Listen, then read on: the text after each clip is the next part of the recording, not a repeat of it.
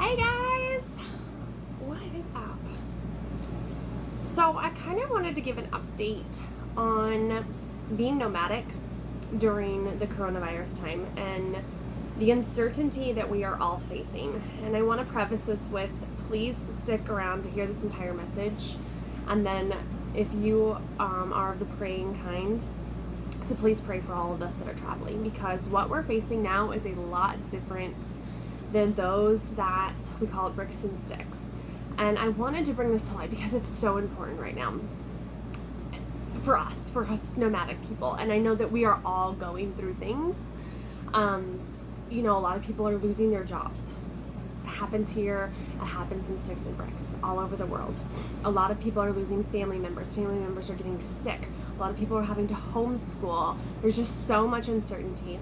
And together as a nation, together as countries, we're all facing that.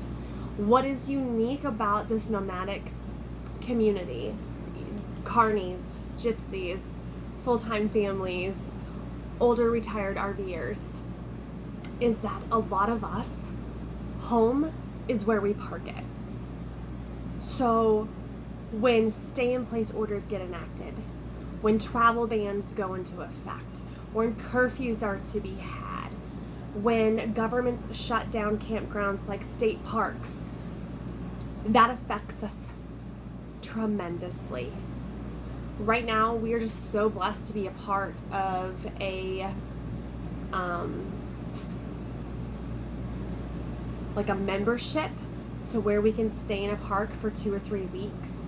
Actually, Taiyu season right now, but they kind of waived it because of the issues. But we can at least stay somewhere for an extended amount of time. What is scary though, guys, and what I want to walk you through is that when a stay in place is enacted and our membership time that we've gone through is done, we have to move on to the next spot. But if there's a stay in place order and they're not accepting new reservations or they close their campground down, we have nowhere to go. And when we have nowhere to go, that means we go to Walmart parking lots, we go to Lowe's parking lots, BML land being shut down, which is where a lot of people would just go to boondock.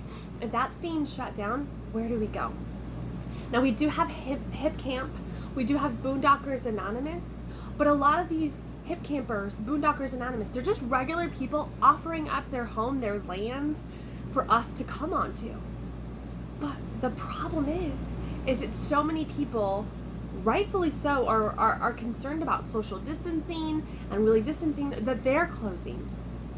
A lot of different states are enacting all non-essential businesses are closing, and they're deeming campgrounds, they're deeming hip campers, Boondockers Anonymous, non-essential.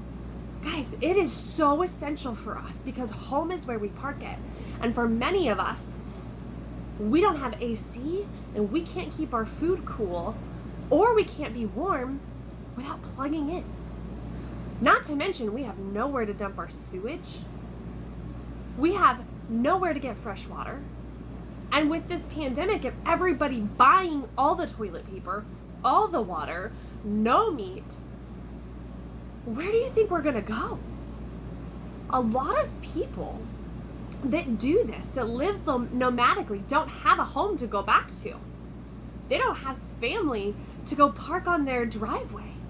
And even if they did, a lot of us have too big of a rigs and it would break city ordinances.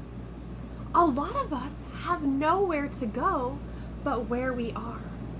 And as the stay in places, the travel bans, the states, the mayors, hopefully the president doesn't, as they close these campgrounds, we have nowhere to go.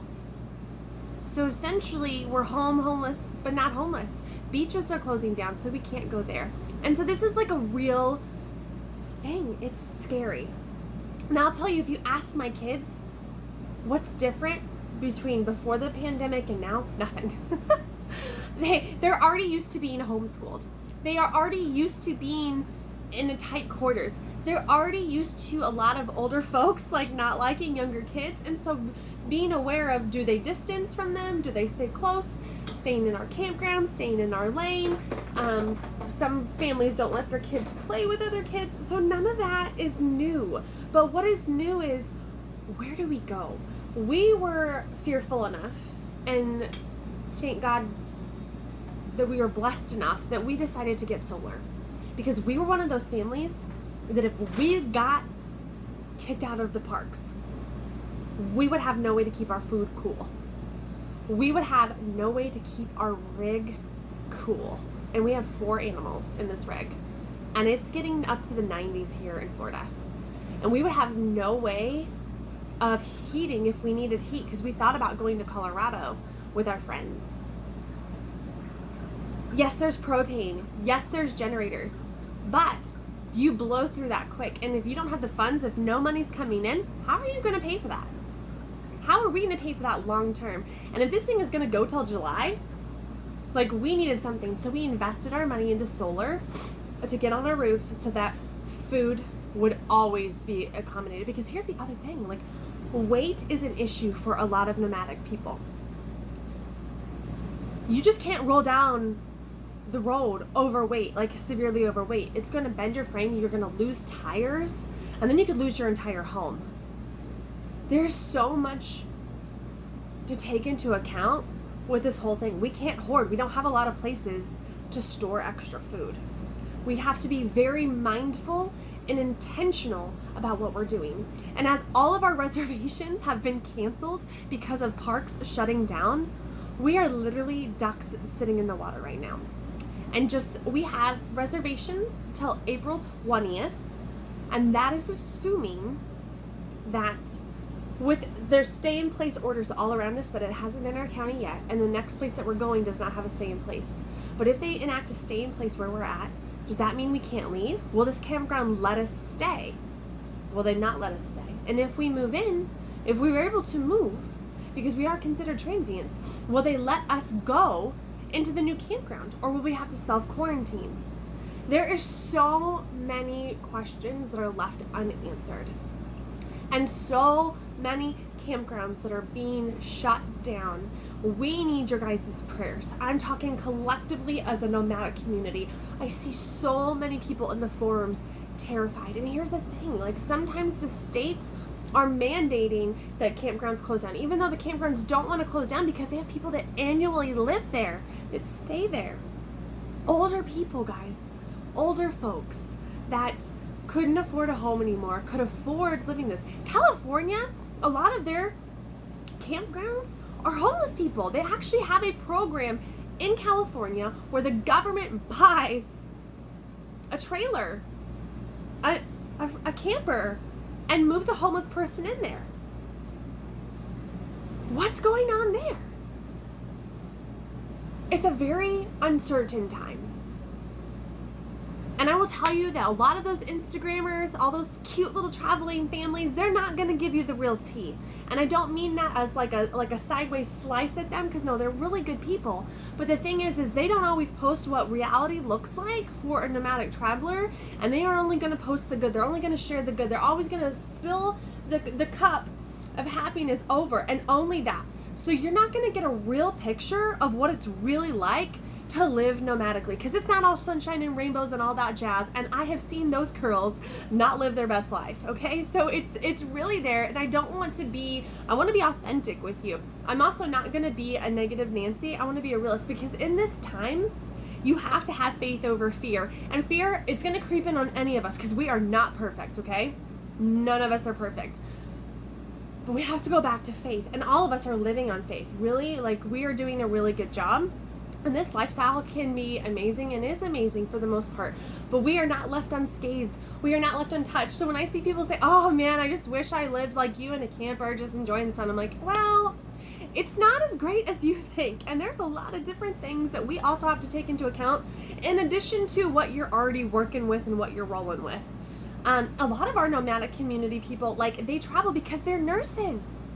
And now they're worried about coming into a community where there's a lot of elderly people. We have a lot of people that do IT work that are working overtime from their campers. There's just so much, guys. There's just so much. And there's so many moving parts, so many different people. And I don't want to take away from what the rest of the world is going through, because we are all going through some stuff that is hard. But I want to make sure that our voices are heard and understood, because it is a very uncertain time. And each nomadic family, each community is kind of handling things a little different, and the best way that they know how. And every one of us, the nations, everybody can use some prayers. And I just wanted to make sure that I'm accurately depicting some of the things that we have to think about. Because even if we were to purchase an annual membership to stay in place in one spot, or semi-annual, they could still kick us out.